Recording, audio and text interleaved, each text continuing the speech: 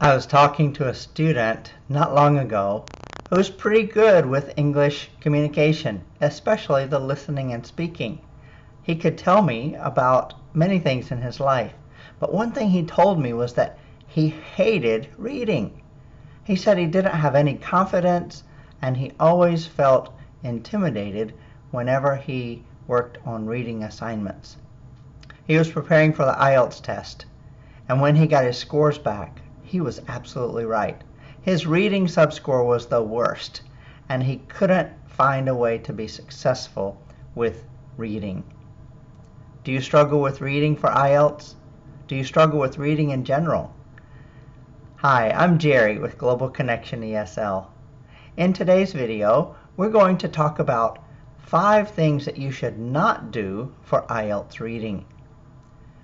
These 5 pieces of advice are very important because if you continue doing this, you cannot get a better score on the IELTS reading test. Before we look at the 5 things that we should not do, can you subscribe to this channel? Will you hit the notification bell down below? And anytime that I make a new video, you will be notified. I will continue to make videos related to IELTS success for you.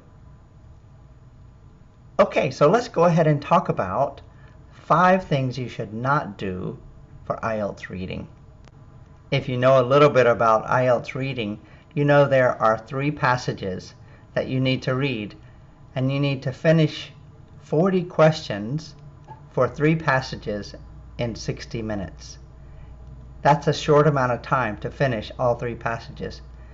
Each passage will have about 13 or 14 different questions. If you'd like to know more about the types of questions you get on IELTS reading, I have prepared a free download for you, and you can get that link in the show notes below. So if you want to know more about question types, check that out. It's in the show notes down below. So, when you are going to take the IELTS reading, don't read blindly. Tip number 1, don't read blindly. What do I mean by this? What I mean by this is you need to read with a purpose, and the way that you read with a purpose is that you look at the questions first. When you look at the questions first, you know what you are looking for when you read the passage.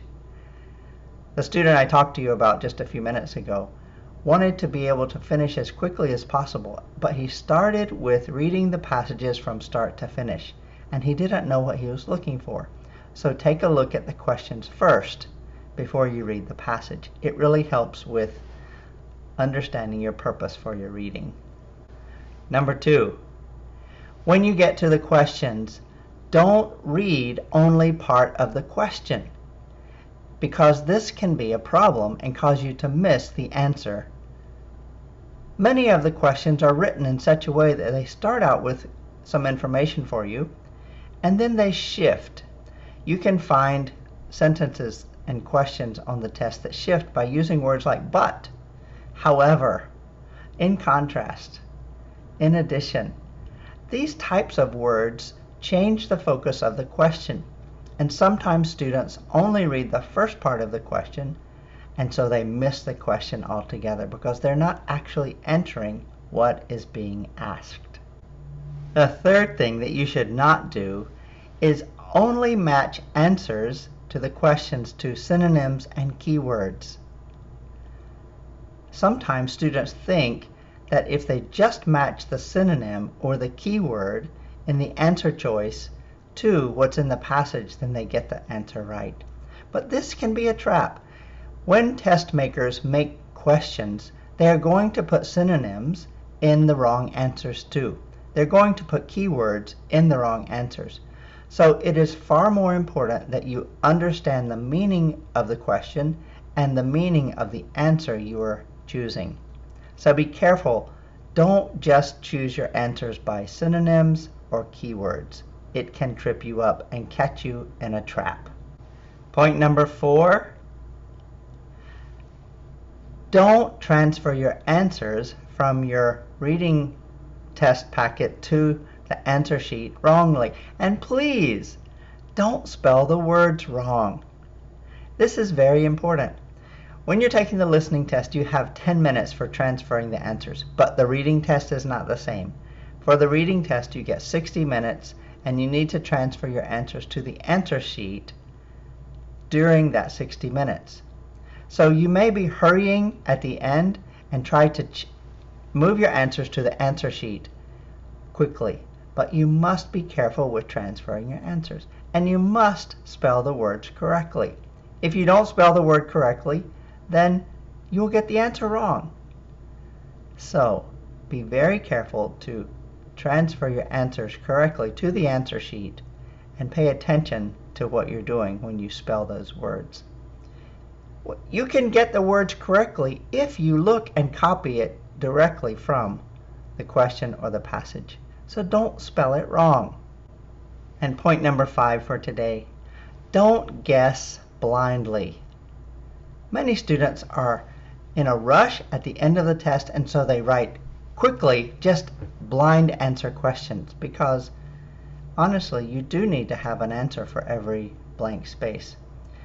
But don't answer and guess blindly, but do guess. Think just a little bit as you put your guess down. This is important. If you just guess blindly, you are likely to make a mistake. So give yourself a couple minutes, if you're running out of time, to guess with a little bit of background from the passage. So those are 5 things that you should not do for the reading test on IELTS. Don't read blindly. Don't read only part of the question. Don't only match synonyms and keywords without understanding the meaning. Don't make mistakes transferring your answers, and don't spell the words wrong. And 5, don't guess blindly, but do guess. So those are 5 things that you should not do for the reading test. But let me tell you 3 things that you really should do. This is a strategy to help you prepare well for taking the IELTS test. First, read a lot, and read many different types of information that you can get from magazines, from online articles, business, entertainment, world relations with international trade. So many different types of passages that you can read online and in international newspapers. Read a lot. Secondly, learn how to ask questions about the text that you're reading. What do I mean by this? So when you read a paragraph, stop afterwards and turn your eyes away from it and ask yourself, what did I just read? And then make some notes down what you just read. Write a sentence that summarizes what you just read. Ask yourself questions about the paragraph. Why is this important? How does this relate to the title? How does this give me more information about this topic? This is more of an active reading approach, and if you give yourself questions to understand when you're reading something, it helps you focus more. So when you're practicing reading, learn how to ask questions of the text so that you learn to understand more. Don't forget, the purpose of the IELTS test is to test how well you understand what you read. It's an English comprehension test. So they're checking to see how well your English is for your reading skills. And the third point, which is rather obvious, but review new vocabulary. Review things regularly. And when you review vocabulary, learn how to spell the words. The student I told you about earlier struggled so much with spelling words correctly, but when he started to learn new vocabulary and include spelling as one of the things that he must learn whenever he's learning new vocabulary, it helped him a lot. And with more and more vocabulary, when you read something, you will understand the meaning much more because you have more words to understand what's in the passage. So there you have it. 5 things you should not do for the IELTS reading test, and 3 things that you should do to help prepare you to be a better reader and to be successful on the IELTS test. When I told you about the student earlier in this video, I pushed him to take more action, to read more, to increase his vocabulary, and to ask questions about the things that he read. it started to build confidence in him. And when he first told me that he hated reading, I noticed that he didn't come to the point where he loved reading, but he didn't mind reading as much, because when he started to see some success, it helped him to gain more confidence. And this can happen to you too. If you take action and practice reading more, you will grow in confidence and you will see your skills increase. And then when you take the IELTS test, the reading sub-score might not be the lowest score anymore. So work on this. Thanks very much for watching today. If this video has helped you, I hope that you'll subscribe, share it with your friends, like it here on social media, on YouTube. I appreciate it very much. If you have questions or comments that you'd like to ask about IELTS reading or other parts of the IELTS test, please leave me a comment below. I'll be happy to help if I can.